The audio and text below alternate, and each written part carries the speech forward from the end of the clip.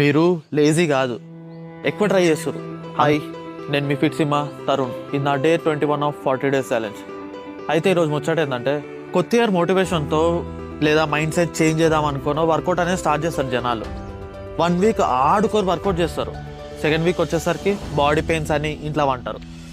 Third week వచ్చేసరికి skip చేసేస్తారు. Fourth week వచ్చేసరికి మొత్తం మాన్ తింటారు. అప్పుడు ఏమనుకుంటారు, మేము కన్సిస్టెంట్గా లేము, లేజీ అని అనుకుంటారు మీకు మీరే. కానీ దానికి అర్థం కన్సిస్టెన్సీ కాదు, ఓవర్లోడ్, ఓవర్వెల్మ్డ్ అని.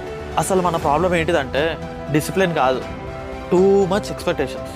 ఆ ఎక్స్పెక్టేషన్స్ తోటే గంటలు గంటలు వర్కౌట్ చేస్తారు.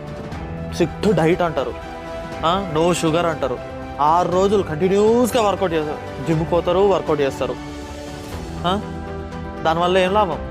బాడీకి షాక్, మైండ్కి స్ట్రెస్. అప్పుడు ఏమవుతుంది?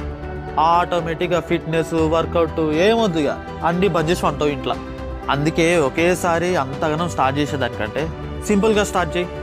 మోటివేషన్ తోటి జిమ్కి పోయి పైసలు కట్టి వారం తర్వాత బంద్ చేసుకొని ఇంట్లో వండేదానికంటే, పైసలు వేస్ట్ చేసుకునే దానికంటే ఇంట్లోనే బాడీ వెయిట్ వర్కౌట్ చేసుకో. నీకు టైం మిగులుతుంది, పైసలు మిగులుతాయి. నువ్వు కన్సిస్టెంట్గా ఉన్నావంటే పోయి జిమ్ జాయిన్ గా, నీ వర్కౌట్ లెవెల్ అనేది పెంచుకో. అప్పుడు కన్సిస్టెన్సీ అంటే 100% ఎఫర్ట్ ఒక్కరోజే పెట్టుడే కాదు, డైలీ స్మాల్ ఎఫర్ట్ పెట్టేదాన్ని కన్సిస్టెన్సీ అంటారు. అందుకే స్టార్ట్ స్మాల్, విన్ డైలీ.